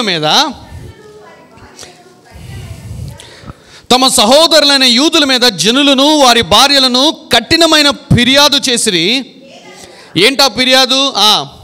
కొందరు మేమును మా కుమారులను మా కుమార్తెలను అనేకులము అందుచేత మేము తిని బ్రతుకటానికి ధాన్యము మీ యొద్ద తీసుకొందుమనిరి. మరికొందరు క్షామము ఉన్నందున మా భూములను ద్రాక్ష తోటలను మా ఇండ్లను కొదువు పెట్టితిమి కనుక. కష్టం వచ్చింది అని చెప్పేసి వీళ్ళు ఏం చేశారు? తాకట్లు పెట్టారు. ఏంటంట? క్షామం ఉన్నందున మా భూములు, ద్రాక్ష తోటలు, మా ఇండ్లు. అంటే రిచ్చే. కరువు రాగానే ఏమైంది? రిచ్ పుచ్చిపోయింది కదా. లేకపోతే భూములు ఉన్నవాళ్ళు అంటే ఎవరు? భూములు ఉన్న పేదోళ్ళు కాదమ్మా. ద్రాక్ష తోటలు ఉన్నాయంటే పేదోళ్ళు కాదు. మామిడి తోటలు ఉన్నాయంటే పేదోళ్ళు కాదు. కానీ కరువు రావటంతో, ఒక శ్రమ రావటంతో వీళ్ళు ఏం చేశారంట? అది కుదువ పెట్టి, చదవమ్మా, మీ యొద్ద ధాన్యము తీసుకుందామనేది. మరికొందరు రాజుగారికి పన్ను చెల్లించుటకై. అబ్బబ్బా, ఇంకో బ్యాచ్ ఇది. రాజుగారికి పన్ను చెల్లించడం కోసం ఏం చేశారంట? మా భూముల మీదను మా ద్రాక్ష తోటల మీదను మేము అప్పు చేసితిమి. అబ్బా, ఒకళ్ళేమో కరువు ఉందని అప్పు చేశారు, ఇంకోళ్ళు ఏంటి? ట్యాక్స్ కట్టాలి, పలానోడికి కట్టాలని చెప్పేసి అప్పు చేసే ట్యాక్స్ కట్టిన మనోళ్ళే. ఆ తర్వాత మా ప్రాణము మా సహోదరుల ప్రాణము వంటిది కాదా? ఇంత అప్పులు చేసి నిండా మునిగిపోయి నెహెమ్యా దగ్గరకు వచ్చి ఏమంటున్నారు వీళ్ళు? డైలాగులు చూడండి. మా ప్రాణం మా సహోదరుల ప్రాణం వంటిది కాదా? మా పిల్లలు వారి పిల్లల వంటి గారా? మా కుమార్తెలు వారి కుమార్తెల వంటి గారా? చదువయ్యా. మా కుమార్తెలను దాసులగుటకై అప్పగించవలసి వచ్చి. ఇక్కడ కూడా వచ్చాడు అప్పులోడు. అప్పుడు వచ్చినట్టే వచ్చి వాళ్ళ పిల్లల్ని తీసుకుని వెళ్ళిపోతాడు బానిసలుగా. నువ్వు అప్పు చెల్లించేంత వరకు నా ఇంట్లో పని చేసేది నీ కూతురే నీ కొడుకే అని చెప్పి తీసుకుని వెళ్తున్నారు. అప్పుడు గగ్గోలు పెట్టుకుని నెహెమ్యా దగ్గరికి వచ్చారు మరలా. మా ప్రాణము మా సహోదరుల ప్రాణం వంటిది కాదా? మా పిల్లలు వారి పిల్లల్ని పోలిన వారు కారా? మా కుమారులు మా కుమార్తెలను దాసులగుటకే అప్పగింపవలసి వచ్చింది. ఇప్పటికి మా కుమార్తెలలో కొందరు దాసత్వంలో ఉన్నారు. అంటే గతంలో ఒకళ్ళు తీసుకెళ్ళిపోయారు కొంతమంది కూతుర్లను. మా భూములను మా ద్రాక్ష తోటలను అన్యుల వశములో ఉండగా వారిని విడిపించుటకు మాకు శక్తి చాలకున్నదని చెప్పగా. ఇప్పుడు సంతోషం ఇప్పుడైనా వచ్చారు. ఏమన్నారంటే అప్పులు తీర్చుకోలేని పరిస్థితులు ఉన్నామయ్యా, మాకు ఇంక అప్పు ఎక్కడ రాదు. ఏమంటున్నారు? వాటిని విడిపించుకోవడానికి మాకు శక్తి చాలకున్నది. అది ఇంక ఏం చేసినా కూడా దాన్ని మేము చేయలేము. ఫైనల్గా దేవుని దగ్గరకు వచ్చారమ్మా. నీకు అటువంటి స్థితి రాకుండా దేవుడే నీ దగ్గరకు వచ్చాడు ఈ సంవత్సరము. చదువమ్మా. వారి ఫిర్యాదును ఈ మాటలను నేను వినినప్పుడు మిగుల కోపపడితిని. అంతటా నాలో నేనే యోచన చేసి ప్రధానులను అధికారులను గద్దించి మీరు మీ సహోదరుల యొద్ద వడ్డీ పుచ్చుకొనుచున్నారని చెప్పి వారిని ఆటంకపరచుటకై మహాసమాజమును సమకూర్చి అన్యులకు అమ్మబడిన మా సహోదరులైన యూదులను మా శక్తి కొలది మేము విడిపించితిమి. మీరు మీ సహోదరులను అమ్ముదురా? వారు మనకు అమ్మబడవచ్చునా అని వారితో చెప్పగా వారు ఏమీ చెప్పలేక ఊరకుండిరి. మరియు నేను మీరు చేయనది మంచిది కాదు, మన శత్రువులైన అన్యుల నిందను బట్టి మన దేవునికి భయపడి మీరు ప్రవర్తింపకూడదా? నేనును నా బంధువులను నా దాసులను కూడా అలాగుననే వారికి సొమ్మును ధాన్యమును అప్పుగా ఇచ్చితిమి. ఆ అప్పు పుచ్చుకొనకుందుము. ఆ దినములోనే ఆ అప్పు ఏంటంట? పుచ్చుకొనకుందుము. మేము అప్పు తీసుకోము. ఇంకా తర్వాత ఆ దినములలోనే వారి యొద్ద మీరు అపహరించిన భూములను చదివావు. ఈ దినములలోనే ఉంది అది. అక్కడ నా బైబిల్ ఏమని రాసుకుని తెలుసా? అది ప్రవచనము. ఈ సంవత్సరములోనే అన్నాడు దేవుడు. ఆమేన్. నా బైబిల్ అట్లా రాసుకున్నా. మీ బైబిల్లో మీరు కూడా రాసుకోండి. ఈ సంవత్సరంలోనే మీరు అద్భుతాలు చూస్తారు. ఆమేన్, ఆమేన్. ఈ దినములలోనే వారి యొద్ద మీరు అపహరించిన భూములను, ద్రాక్ష తోటలను, ఒలీవ తోటలను, వారి ఇండ్లను, వారికి అప్పుగా ఇచ్చిన సొమ్ములోను, ధాన్యములోను, ద్రాక్ష రసములోను, నూనెలోను ఎంత భాగము? 100వ భాగం. ఎంత భాగము? 100వ భాగం. 100వ భాగం వారికి మరలా అప్పగించుడన్ని. చూసారు అంటే ఏంటి? ఎంతైతే వాళ్ళది నువ్వు తీసుకున్నావో మొత్తం ఇచ్చేసే. అంటే 100వ భాగం అంటే 100కి 100% తిరిగి ఇచ్చేసే అన్నాడు. ప్రియ సహోదరి, ప్రియ సహోదరుడా, ఏం చేస్తున్నాడు ఇక్కడ దేవుడు అంటే? అప్పుల్ని కొట్టివేస్తున్నాడు. అప్పుల్ని కొట్టివేస్తున్నాడు. అది ఎప్పుడు జరిగిందంటే ఈ దినములలోనే అన్నాడు. ఈ దినములలోనే. అండ్ నేను ఆ మాట చదువుతున్నప్పుడు నాకు ఆ మాట ఎట్లా వినపడింది తెలుసా? ఈ సంవత్సరంలోనే అని వినపడింది నాకు ఆ మాట. మీకు వినపడుతుంది అట్లా? అలా వినపడితే చెవి గలవాడు ఆత్మ చెప్పుచున్న మాట వినుగాక. ఆమేన్. ఈ సంవత్సరంలోనే మనము మన రుణముల్లోంచి, అప్పుల్లోంచి బయటకు వచ్చేస్తాము. మళ్ళీ అప్పులు చేసుకోవడానికి కాదురా.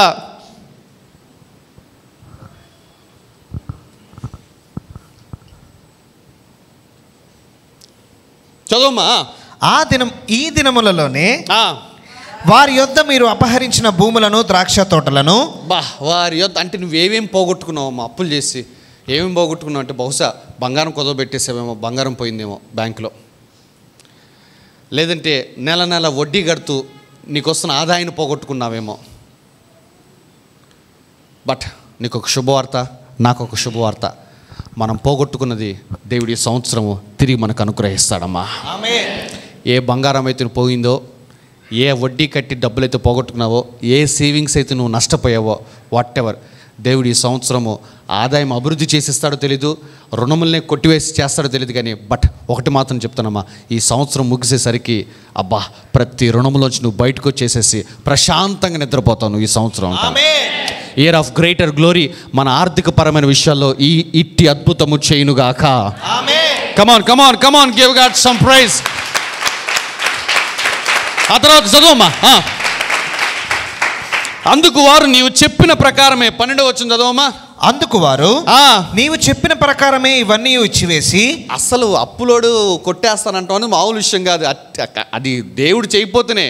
ఏమ్మా, నేను ఒక 1000 మీ దగ్గర తీసుకొని అసలు నీ అంతటి నువ్వు నాకు 1000 అంటే వదిలేస్తావులే అనుకుందాం. పాస్టర్ గారికి ఒక 1,00,000 రూపాయలు ఇచ్చారనుకుందాం. అనుకొని ఆ 1,00,000 వదిలేస్తాను పాస్టర్ గారు అని నువ్వు చెప్పావు అనుకున్నా, ఖచ్చితంగా నీ వెనక దేవుడు పని చేస్తానంట నేనైతే. ఎందుకు నువ్వు వదిలేసింది ఏంటి చెప్పాలి. అసలు రాట్లా మనసు. అది వదిలేసుకోవటం అనేది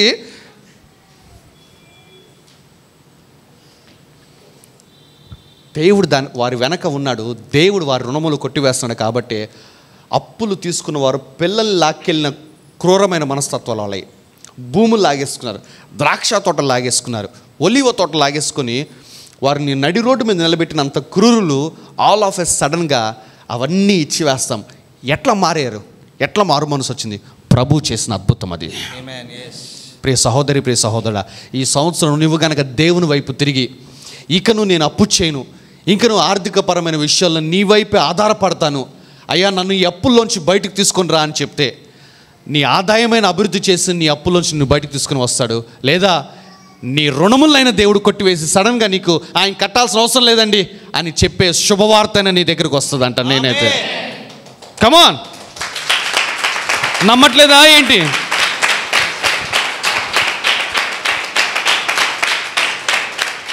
ఏంటంట అందుకు వారు నీవు చెప్పిన ప్రకారమే ఇవన్నీ ఇచ్చివేసి వారి యొద్ద ఏమీ కోరమనిది.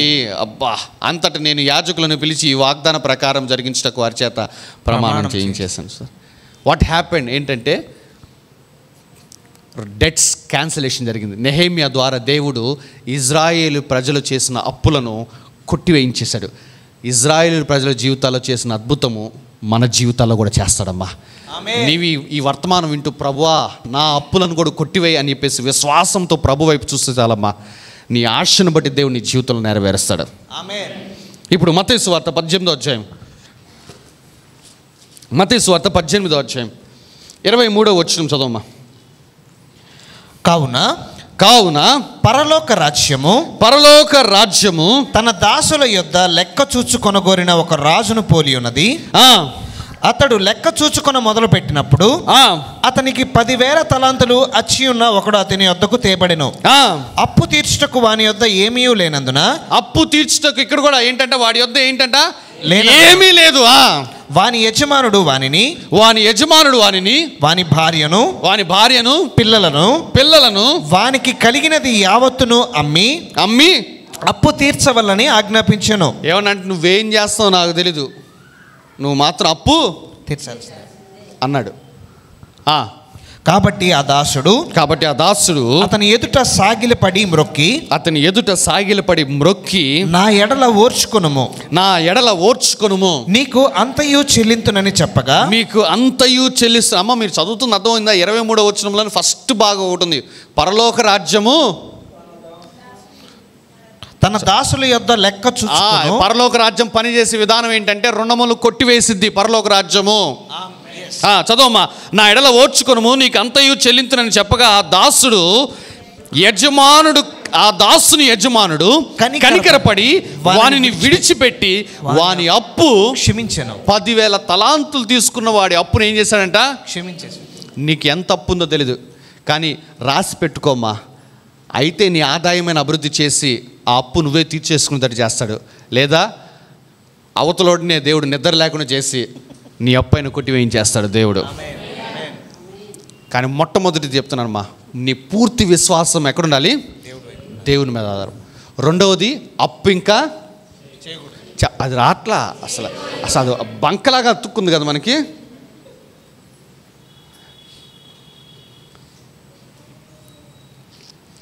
ఇప్పుడు మూడో విషయం కూడా చెప్తాను. ఎవరికి దేవుడు అప్పులు తీరుస్తాడు, ఎవరికి దేవుడు అప్పులు తీర్చడు కూడా ఇక్కడ కూడా చెప్తా. ప్రేమ క్షమాపణ లేని ఎవరి అప్పులు దేవుడు కొట్టివేయడమ్మా.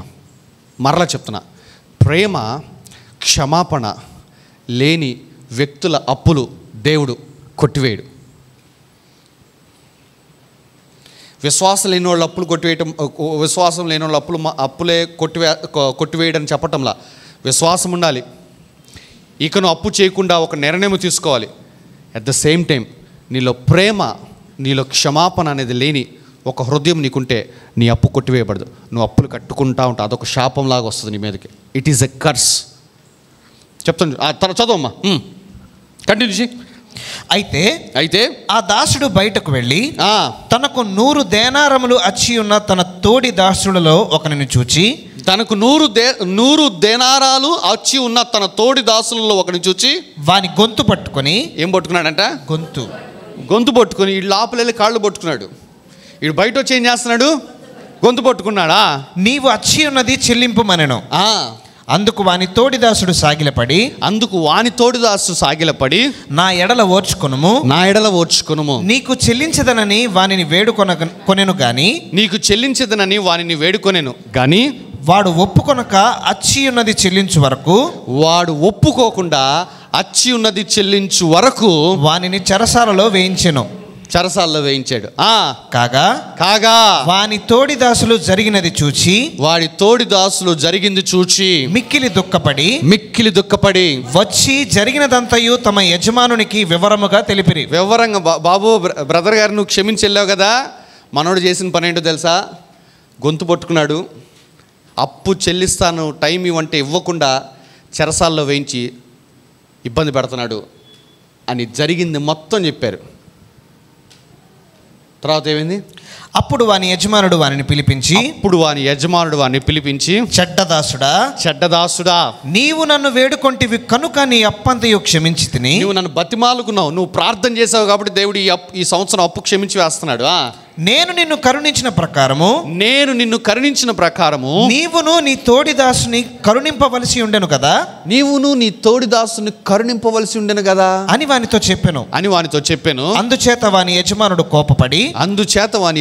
కోపపడి తనకు అచ్చి ఉన్నదంతయు చెల్లించు వరకు బాధపరచడానికి వారిని అప్పగించెను. సరే, డెట్ క్యాన్సిల్ అయింది, అప్పు రుణం కొట్టివేయబడింది. మళ్ళీ ఏమైంది?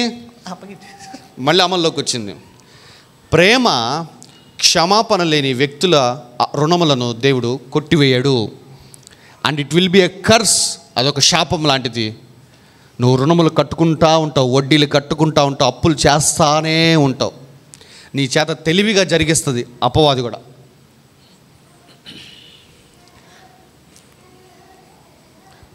మీరు చేసే దమ్ముంటే మీకు ఇంకో మాట చెప్తానమ్మా. నీ అప్పులు కొట్టివేస్తాడు అనగానే సంతోషం చప్పట్లు కొట్టావు. నీకు దమ్ముందా నీ దగ్గర అప్పులు తీసుకున్న వాళ్ళు అప్పులు కొట్టేయటానికి? నువ్వు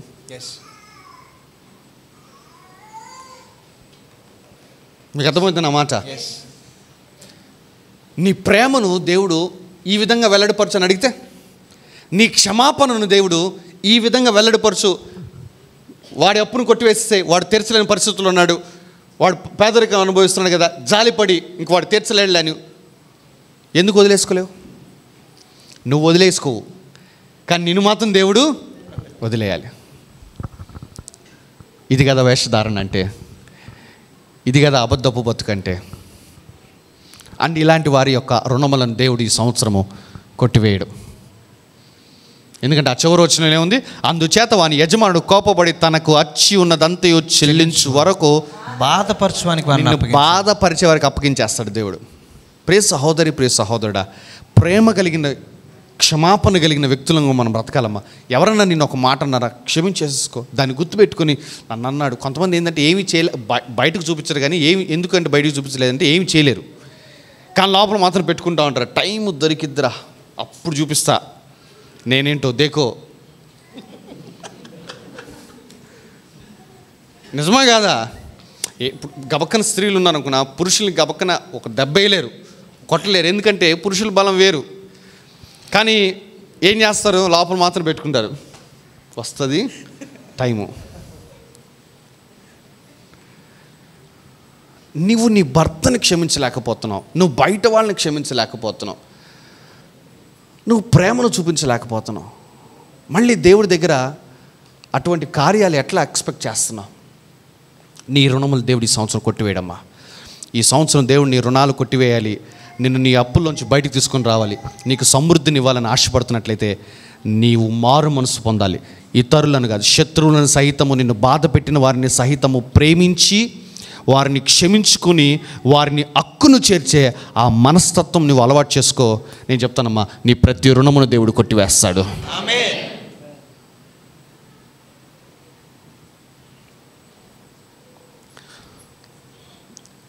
తర్వాత లూకాసు వార్త 16వ అధ్యాయం.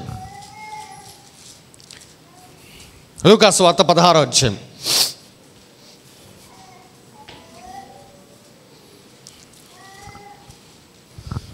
నిద్రపోతున్న వాళ్ళందరూ దేవునికి స్తోత్రం చెప్దాం. హల్లెలూయా.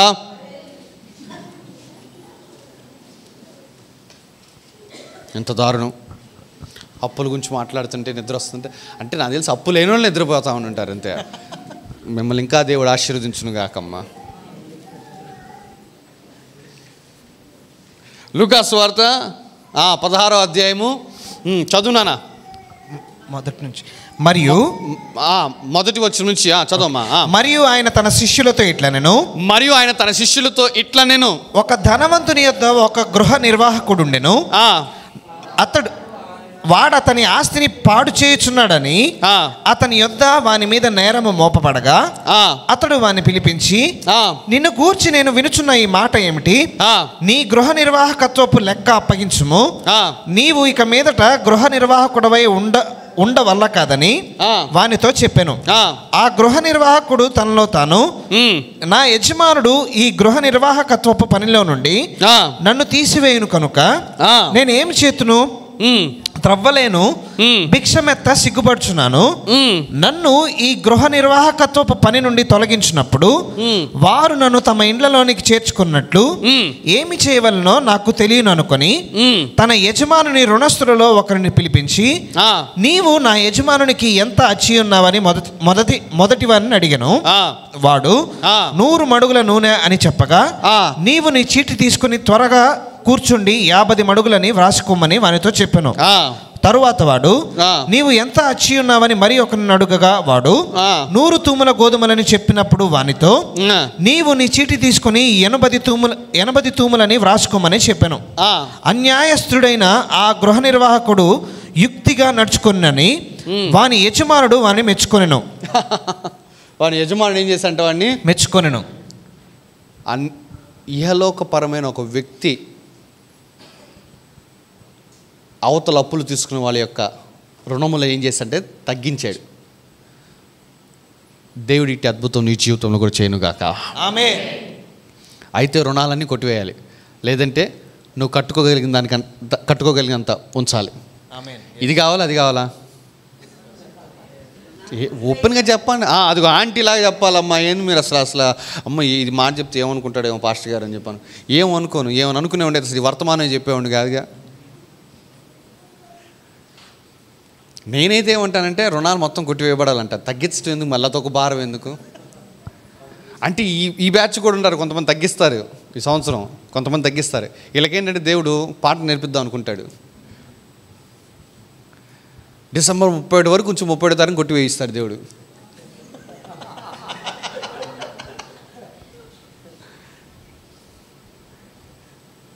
అర్థమవుతుంది నా మాటలు. బట్ ఐ ప్రే నా ప్రార్థన. ఇది రెండవ విధానం. మొట్టమొదటి విధానం ఏంటంటే దేవుడు ఈ సంవత్సరం మీ ఆదాయాన్ని అభివృద్ధి చేసి మీ రుణములు మీరే కొట్టివేసుకునేటట్టుగా దేవుడు చేస్తాడు. రెండవది, దేవుడే మీ రుణాలు కొట్టివేసేటట్టుగా సూపర్ న్యాచురల్గా ఏదో ఒక మిరకల్ చేస్తాడమ్మా. చేప నోట్లోంచి డబ్బును తీసిన దేవుడు ఏదో ఒకటి చేస్తాడు. అవతలడు మనసైన మారిద్ది, ఇంకోటి ఏం జరిగిద్దో నాకు తెలియమ్మా. దేవుడు మాత్రం నేను చెప్తున్నా, మీ రుణాలని దేవుడు కొట్టివేస్తాడు అంతే.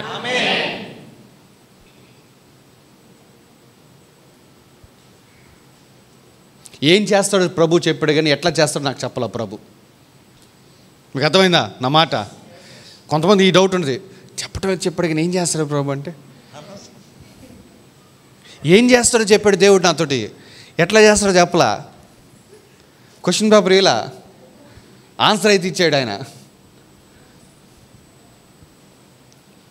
కానీ నువ్వు నమ్మాలంతే, నేను నమ్మాలంతే. మూడో విధానం,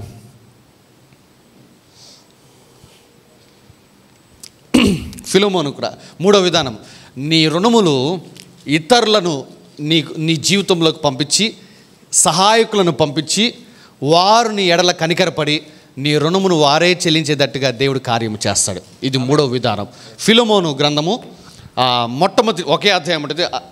మొదటి అధ్యాయము 18-19 వచనాలు చదవండమ్మా. అతడు నీకు ఏ నష్టమైనను కలుగ చేసిన ఎడలను, అతడు నీకు ఏ నష్టమైనను కలుగ చేసిన ఎడల, నీకు ఏమైనా రుణమున్న ఎడలను, నీకేదైనా అప్పు ఉంటే అది నా లెక్కలో చేర్చుము. పౌలను నేను నా స్వహస్తముతో. కొంతమందికి ఇది జాగ్రత్తగా అర్థం చేసుకోవాలమ్మా. కొంతమంది వీళ్ళే అప్పుల్లో ఉంటారు, వీళ్ళు ఇంకొకరికి అడ్డం ఉంటారు. అటువంటి పౌలు ఎవరు ఉండకూడదమ్మా. సువార్త కోసం హతసాక్షి అయిన పౌలు లేవాలి, కానీ మావాడు తెచ్చిపోతుంది. నువ్వు తీరుస్తావని వాడు రిలాక్స్ ఉంటాడు. వాడు బ్రహ్మాండంగా సాయంత్రానికి డెనిమ్ జీన్స్ కొంటాడు, బ్రహ్మాండంగా బ్రాండెడ్ షర్ట్ వేసుకుంటాడు. నువ్వు మాత్రం వాడు చేసిన దానికి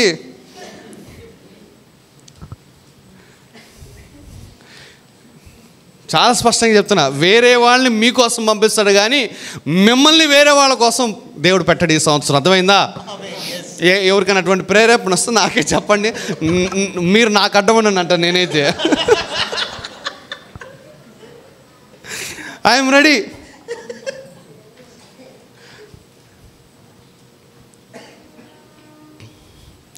నా నంబర్ మీ అందరికి తెలుసు. ఫోన్ చెప్పిన పర్లేదు, నువ్వు ఒక మిస్డ్ కాల్ ఇవ్వు, నేను నీకు రిటర్న్ కాల్ చేస్తా. కాల్ ఎండ్ అయిపోయే లోపల ఇంటి ముందు ఉంటాను.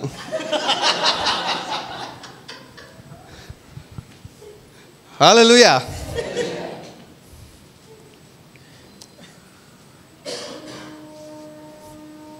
నేను కూడా నిన్నప్పుడు ఆదివారం పాటు నేను పౌలను పిలుస్తాను. ఇంకా అప్పటి నుంచి ఇంకా నా జీవితంలో పౌలను పంపించాడు దేవుడు అని చెప్పి. చదువు నాన్న 18-19 చదువు. అతడు నీకు ఏ నష్టమైనను కలుగు చేసిన ఎడలను, అతడు నీకు ఏ నష్టమైనా కలుగు చేసిన ఎడల, నీకు ఏమైనా రుణమున్న ఎడలను, నీకు ఏమైనా రుణమున్న ఎడల అది నా లెక్కలో చేర్చు, అది నా లెక్కలో చేర్చుము. పౌలను నేను నా స్వహస్తముతో ఈ మాట వ్రాయిచున్నాను, నా స్వహస్తముతో ఈ మాట రాయిచున్నాను, అది నేనే తీర్తును, అది నేనే తీర్తును. చూసారా, దేవుడు మూడో విధానము, ఈ సంవత్సరం మిమ్మల్ని మీ రుణముల్లోంచి అప్పుల్లోంచి ఎట్లా బయటకు తీసుకుని వస్తాడంటే, దేవుడు కొంతమందిని పురుకొల్పుతాడమ్మా. వారిని ఎడల ఈ సంవత్సరము దయ కలిగి కనికరముతోటి నీ వద్ద కొంతమంది ఓవర్ యాక్షన్ చేస్తారు. అవతల వద్దయా మేము చూసుకోగలం, మేము లేవనుకున్నామేంటి,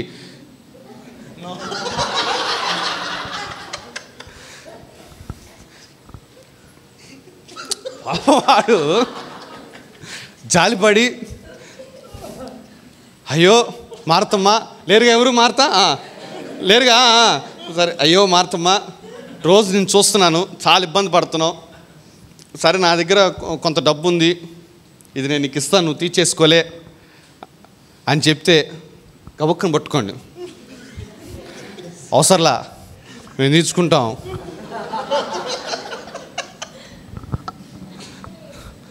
బడాయి వద్దు. బడాయి అన్నమాట నాకన్నా సంఘంలో చాలామందికి బాగా తెలుసు. హల్లెలూయా. పక్కన వాళ్ళకి చెప్పండి, బడాయి వద్దని చెప్పండి పక్కన వాళ్ళకి.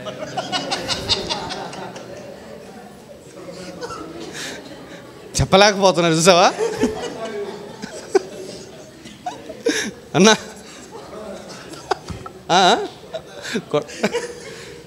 ఇష్టం చేయలేదు.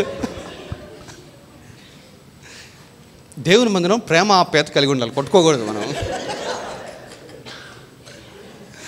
పౌలను నేను నా స్వహస్తంతో ఈ మాట రాయిచున్నాను అనగానే ఫిలోమోను చక్కగా కాగితం మడత పెట్టుకున్నాడు, వెళ్ళిపోయాడు. అస్సలు అబ్బా అని చెప్పేసి. అంతేగాని వద్దయ్యా ఈ ఓవర్ యాక్షన్ వద్దు ఈ సంవత్సరం. కొంతమంది ఎందుకు దేవుడే ద్వారం తెరిస్తే ఆగా నేను మూస్తాను ఆగని మూస్తారు, అస్సలు వద్దు అది. లూకా సువార్త 10వ అధ్యాయం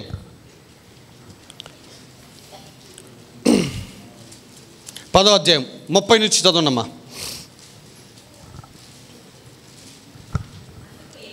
అందుకు యేసు ఇట్లా నేను ఒక మనుష్యుడు యెరూషలేము నుండి ఎరికో పట్టణమునకు దిగి వెళ్ళుచు దిగి వెళ్ళుచు దొంగల చేతిలో చిక్కెను. వారు అతని బట్టలు దోచుకొని అతని పంటను దోచుకొని బట్టలు దోచుకొని అతని కొట్టి కొరప్రాణముతో విడిచిపోయిరి. అప్పుడు ఒక యాజకుడు ఆ త్రోవను వెళ్ళుట తటస్థించెను. అతడు అతనిని చూచి ప్రక్కగా పోయెను. అలాగుననే లేవీయుడొకడు ఆ చోటికి వచ్చి చూచి ప్రక్కగా పోయెను. అయితే ఒక సమరయుడు ప్రయాణమైపోవచ్చు. అతడు పడి ఉన్న చోటికి వచ్చి అతనిని చూచి అతని మీద జాలిపడి దగ్గరకు పోయి నూనెయు ద్రాక్షారసమును పోసి అతని గాయములను కట్టి తన వాహనము మీద ఎక్కించి ఒక పూట కూడ్ల వాని ఇంటికి తీసుకొని పోయి అతన్ని పరామర్శించెను.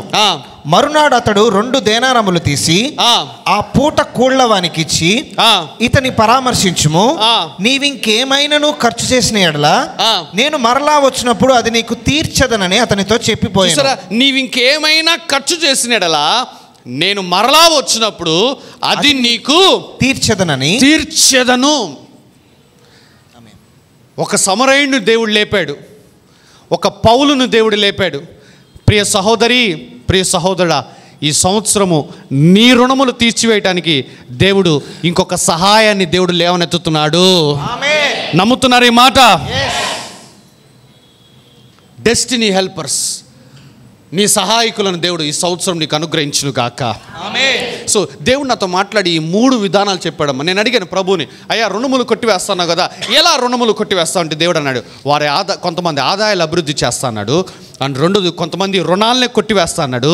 3వది దైవిక సహాయము, మనుషులను మీ జీవితంలో ప్రవేశపెట్టి ఇదిగో నీకు నీ రుణముల్లోంచి విడుదలనిస్తాడు ఈ సంవత్సరం దేవుడు. ఆమేన్, హల్లెలూయా. సో ఈ 3 రకాలుగా దేవుడు ఈ సంవత్సరము నీ జీవితంలో నా జీవితంలో కథలను అయినాడమ్మా. కానీ ఒకటి కండిషన్ ఉంది, ఏంటో తెలుసా?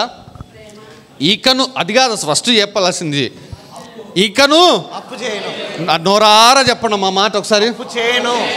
ఇదైనా పక్కన వాళ్ళు చూసి చెప్పండి, ఎవరు కొట్టరు. ఇదైతే అసలు ఎట్లా ప్రమోద్ లాగా చెప్పాలి, అప్పు చేయమాక అన్నట్టు చెప్పాడు. ఇటువైపు ఎవరు చెప్పుకున్నట్లేరు, చెప్పుకోండి అమ్మా, చెప్పండి పక్కన. అది నువ్వు అప్పు చేసే కాడికి దేవుని రుణాలు తీర్చడమ్మా. అర్థమైందా?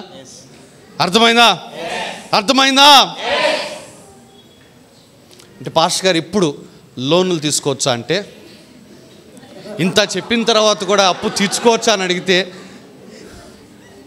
అది నీకే నేను విడిచిపెట్టేస్తున్నా. గంట పైనుంచి నిలబడి మాట్లాడా నేను. అంటే ఇప్పుడు తెలుసులేదో, నేను చివరి ప్రార్థన అయిపోయి నేను ఇట్లా ముందుకు రాగానే పాస్టర్ గారు మరీ అనమ్మ వచ్చావుగా చెప్పింగ్ లేట్ అయింది. అది కూడా కొంతమంది ఉంటారు చాలా తెలివైన వాళ్ళు, వచ్చి నిలబడతారు, చెప్పమ్మంటే వాళ్ళు అవని నువ్వు వచ్చింది ఎందుకు? నన్ను తినటానికే కదా వచ్చింది.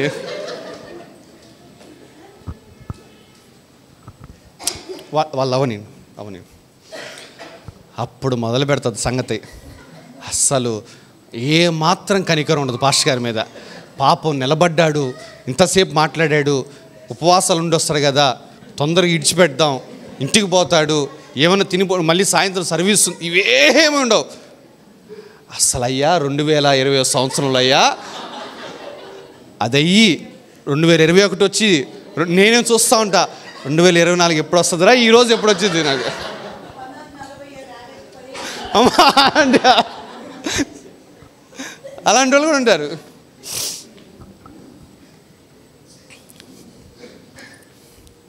వర్తమానం అవలా మీరేం చేయాలో చెప్పాలి. ఇప్పుడు నేను ఇంకా మీరేం చేయాలో నేను వచ్చే వారం చెప్తానమ్మా. బట్ ప్రార్థన చేద్దాం అందరూ. కానీ ఒక తీర్మానం తీసుకోండి, దేవుడి దగ్గర మీరు ఒక తీర్మానం తీసుకోవాలమ్మా. ఇక మేము అప్పులు చేయము, ప్రేమ కలిగి ఉంటాము, క్షమాపణ కలిగి ఉంటాము, ఆర్థికపరమైన విషయాల్లో ఇంకా దేవుడిని నమ్ముతాం. ఇవన్నీ తీర్మానాలు. నెక్స్ట్ ఆదివారం ఏమి చేయాలో మీకు ఇంకా వివరంగా బోధిస్తాను నేను. అందరం లేచి నిలబడదామా? కమాన్, అందరం లేచి నిలబడి ప్రార్థన చేయండి. ప్రభు, మీ అప్పు ఎంత ఉందో ప్రభు. లార్డ్, ఐ ప్రే ఫాదర్గా, తండ్రి, సంఘంలో ఉన్న ప్రతి బిడ్డని హస్తములకు అప్పగిస్తున్నాను ప్రభా. సంఘంలో ఉన్న ప్రతి బిడ్డ, ప్రతి కుటుంబాన్ని హస్తములకు అప్పగిస్తున్నాను. ఎంతమంది బిడ్డలు రుణముల చేత, అప్పుల చేత, అధికమైన వడ్డీల చేత ఎంతమంది తండ్రి ప్రభా ఆర్థికంగా ఇబ్బందులు పడుతున్నారో, ఎంతమంది ఆ శాపము గుండా వెళుతున్నారో, లార్డ్ ఈ ఉదయకాల సమయంలో ఆ వ్యక్తులను, ఆ కుటుంబాలను కనికరించమని ప్రార్థన చేస్తున్నాను ప్రభా. Let your mercy and let your grace locate them father God. అయ్యా, నీ కనికరము, నీ యొక్క కృప అయ్యా వారి మీదకి కుమ్మరించమని ఉదయకాల సమయంలో ప్రార్థిస్తున్నాను ప్రభా.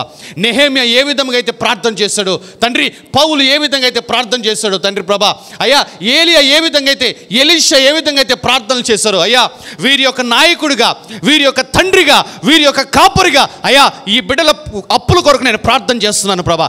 యేసు క్రీస్తు నామమున ప్రతి ఒక్క వ్యక్తిని వారి రుణముల్లోంచి యేసు నామమున కొట్టివేయమని ప్రార్థన చేస్తున్నాను ప్రభా. ప్రభువా ప్రతి బిడ్డని ఈ సంవత్సరం ముగిసే లోపే వారి రుణముల్లోంచి వారిని బయటికి తీసుకున్నామని ప్రార్థిస్తున్నాను ప్రభా. ఇది మొదలుకొని ఈ రోజు నుంచే వారి రుణముల్లోంచి వారు బయటికి రావటం ఆరంభించాలి ప్రభా. ఈ రోజు నుంచే నీ ఆత్మకార్యం ఆరంభించు ప్రభా. ఈ రోజు నుంచే, ఈ గడియ నుంచే అయ్యా వారి రుణములు తీర్చేసే వ్యక్తులను, సహాయకులను వారి జీవితంలోకి పంపించమని ప్రార్థిస్తున్నాను ప్రభా. ఈ రోజు నుంచే, ఈ క్షణం నుంచే వారి అప్పులన్నీ కొట్టివేయబడ్డాయన్న సమాచారము వారి యొద్దకు వచ్చినట్లుగా ప్రార్థన చేస్తున్నాను ప్రభా. ఈ రోజు నుంచే, ఈ మాసం నుంచే, ఈ నెల నుంచే వారి ఆదాయాలని అభివృద్ధి అయ్యి వారు వారి రుణముల నుంచి బయటికి రావటము వారు చూసినట్లుగా యేసుక్రీస్తు నామమున సంఘమంతటి మీద గొప్ప సూపర్ న్యాచురల్ డెట్ క్యాన్సిలేషన్ అన్న మాటను విడుదల చేస్తున్నాను ప్రభా. In the name of Jesus, యేసు నామమున సంఘము మీద అసాధారణమైన అప్పులు కొట్టివేయట అన్న మాటను ప్రవచిస్తున్నాను తండ్రి ప్రభా. అయ్యా నీ బిడ్డల ఇలా కనికరం చూపించు ప్రభా. ఏ రుణము చేశారో, ఏ అప్పు చేశారో, ఎంత బాధపడుతున్నారో ప్రతి కన్నీరుని చూచి, ప్రతి కన్నీటిని తుడిచివేసి వారి కన్నీటిని నాట్యముగా మార్చమని యేసుక్రీస్తు నామమున ప్రార్థించి అడిగి పొందుకున్నాము తండ్రి. ఆమేన్, ఆమేన్.